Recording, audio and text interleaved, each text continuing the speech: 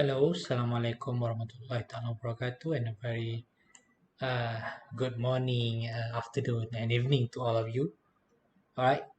So for this particular week, I'll be handling your um, lecture on Unit 5 of Intensive Communication Skills.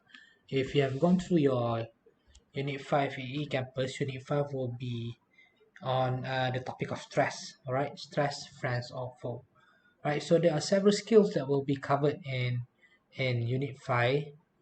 All right, and all of them will be comprising of intensive communication skills. All right, and they will be listening skills, speaking skills, note taking skills, pronunciation skills, and also presentation skills. All right. So after you have after you have watched the TED Talk video, all right, and embedded uploaded in YouTube via link which is given in your e-campus, okay, you will get the whole idea of that particular unit. But most importantly, you need to understand the skills provided or given in this particular week or unit. All right, number one, all right, listen for cause and effect. So when we are talking about cause and effect, all right, usually you will understand that in a particular sentence there will be causes or reasons, and then there will be aftermath or the effect of the causes, all right, or the reasons, right? So when you listen to a lecture or when you listen to a speech presentation and things like that, it is important for you to understand cause and effect relationship. Usually cause and effect comes in relationship form, all right? So sometimes you need to infer the relationship from the context, and other times the speaker will use signal words and phrases. So meaning that sometimes you will have to come up with your own inference or your own early conclusion, all right, of what particular cause and effect are being taught or are being given or provided in the lecture or in the presentation. But in other times, all right, good speakers or good presenters, they will provide you with signal words and phrases to help direct you throughout the presentation. All right, read and listen. Okay, of course, you will not be listening to anything. I'll be reading it for you. All right, as a result, all right, usually this is an introductory adverb.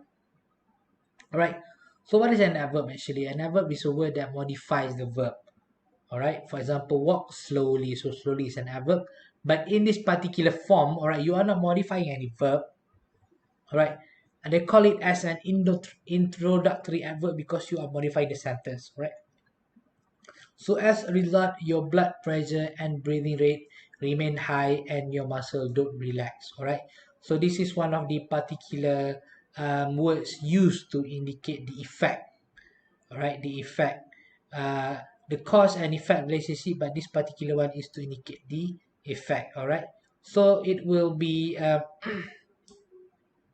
then they will indicate you the cause as well, maybe um, due to unhealthy eating habit. All right, as a result your blood pressure and breathing rate remain high and your muscle don't relax and things like that. Okay, be caused by, all right, is a verb use. All right, caused by. Nowadays our stress tends to be caused by psychological fear or worry about the future.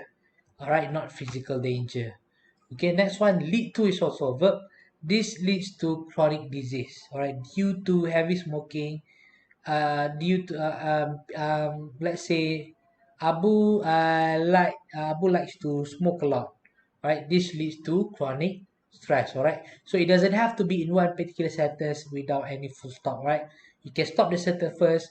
Abu loves smoking very much. This leads to chronic disease. Okay, affect, all right, this is a verb. Next week we will talk about how chronic stress can affect the brain, the stomach, and the muscle. So the reason or the cause here will be chronic stress, and the effect here will be brain, stomach, and also muscle effect. All right, all right, or Emily we call it memberi kesan, effect. Okay, effect is the noun. All right, it's a noun. The effect of chronic stress on the heart are the easiest to explain. All right, this will indicate a result. All right, okay, so usually not everything will have cause and effect. Mostly they will have cause and effect relationship, but sometimes the signal word used, all right, will help you to direct yourself towards the cause and also effect being delivered in the speech. Okay, next one. All right, Previously, we were listening or hearing about listening about cause and effect. Right now, you will be talking about cause and effect. All right. So when you talk about cause and effect, all right, signal words are useful, but you need to use them correctly. All right. So you can study here the information chart and pay attention to whether the words are noun or verb. You have to identify whether the words are noun or verbs. All right. The word order and also the preposition, if any, in, on, above, besides, all right, left, right, those preposition, all right.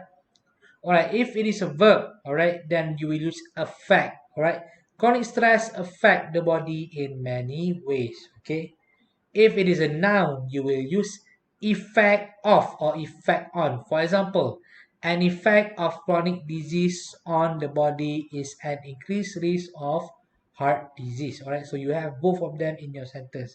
Again, an effect of chronic stress on the body is an increased risk of heart disease. Okay.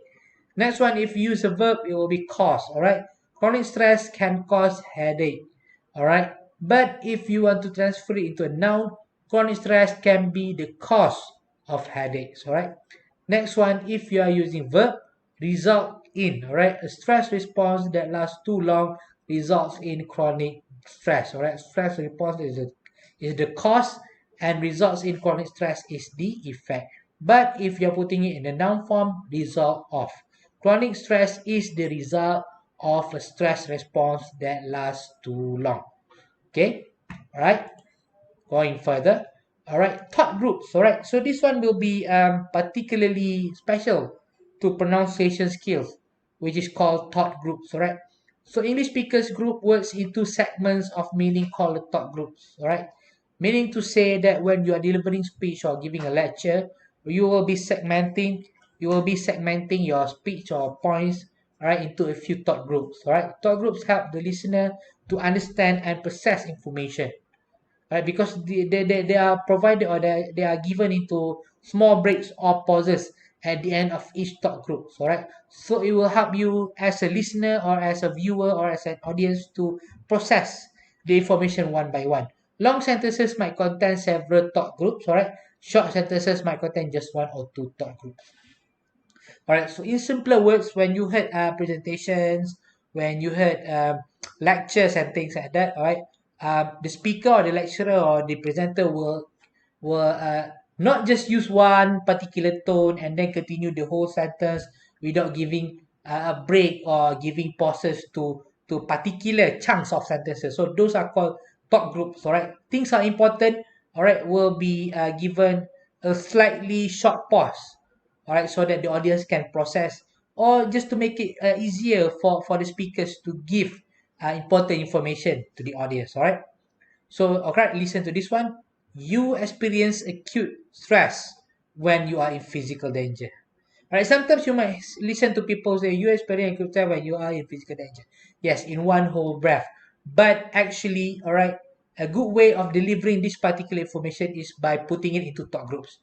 You experience acute stress when you are in physical danger. All right, a short pause in between these two chunks of sentences can help the audience to direct, all right, which one is the cause, which one is the effect, which one is important, which one is less important. All right, although there are no definite rules, all right, there are no definite rules for putting words into talk groups, all right, but here are some, right, example of guidelines that you can use.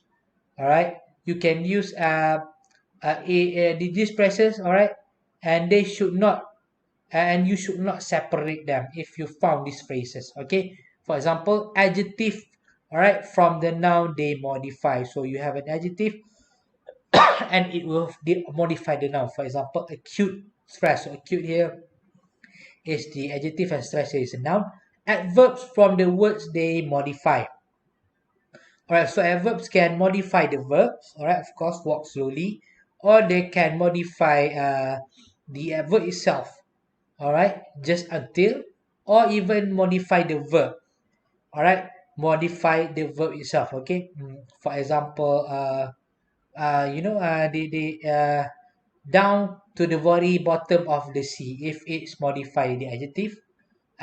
If you use it an adverb, alright, I walk very slow or things like that. Okay, very simple one. All right, so when you are putting or delivering your speech, all right, these particular indicators will help to direct your audience towards important points of your speeches. All right, preposition from the nouns or noun phrases that follow them. For example, in physical danger. All right, above the limit or things like that. Okay, the parts of a verb. All right, it can be verbs and also main verb. For example, is gone. Okay, so sometimes when you have these indicators, you will know that the points are very important. You yourself as a speaker, all right, when you deliver speeches, you can use this indicator to indicate that the speech or the points, some of the points that you are delivering are given into chunks of important points. Okay. All right, symbol. This is very simple note taking skills. All right, to show relationship between ideas, you use symbol when you take notes. All right, it will allow you to take note more quickly. Of course, you have your own symbols. Cause. All right, cause X, the arrow will go towards Y because X causes Y, or effect Y, the arrow will come back to Y. All right, by X because Y is the effect of what happened to X. All right. Similarity and differences, so more the same, okay, more than or less than, these are mathematical symbol that you can use, all right, or plus, all right, or minus or things like that. Amount, all right, decrease or increase of amount, okay, going up or going down, or stagnant, all right, just a stagnant amount. Okay, very simple. All right. Varying your space when you provide you presenting, all right, you can vary your pace just to help again direct your audience or listeners throughout your speech. All right, so by varying the pace of your speech in the presentation, okay, it can help you to emphasize on important, interesting, or maybe unexpected piece of information. All right, it will help you to create drama and suspense, of course, all right, so that your audience is eagerly waiting for what you will say next. All right, so for instance, you can vary your pace by using pauses before and after the information you want to emphasize, and these pauses should be longer than the pauses that you normally use if you are making it more dramatic, something coming in at the peak of your presentation, so the pauses will be a bit longer. All right, so after a few while, we have found out that the reason behind this case is just the thing that is happening in our neighborhood. All right, okay, maybe it's not gonna be the same as what I'm saying just now, but that are the um, that are the example of how pauses can be used, can be utilized in your speech. All right, so slowing down your pace just before you get the information you want to emphasize, and then speaking slowly when you give that information. So to going through the presentation, and when you are coming to the peak or the point or the main point that you want to deliver to, all right, you will be slowing down, all right, and then you will give a more subtle tone towards that particular information. All right, all right, so read the excerpt below. All right, maybe you can put it into you read it on your own and put it into your own style of varying paces. All right, style of putting pauses in your speech. All right, for example, this is my style. I want to tell you about one of the most underappreciated aspect of the stress response, and the idea is this: stress makes you social. All right, to understand this side of stress, we need to talk about hormone, which is oxytocin. Okay, so paces doesn't have any particular rules. All right, it depends on your style, it depends on how you deliver your speech. Okay, all right, I think that's all for from me, Wan Yusof. All right, so I hope you do enjoy Unit 5. All right, go through Unit 5 and don't forget to complete your assignments. So the assignments will be covering only from Unit 1 until Unit 5, and the skills will be covering only speaking and also presentation skills. All right, with that, I thank you. All right, stay safe, sanitize yourself, wear mask. All right, and don't just go out if you got nothing to do outside. Okay, Assalamualaikum and have a very pleasant day. Bye bye.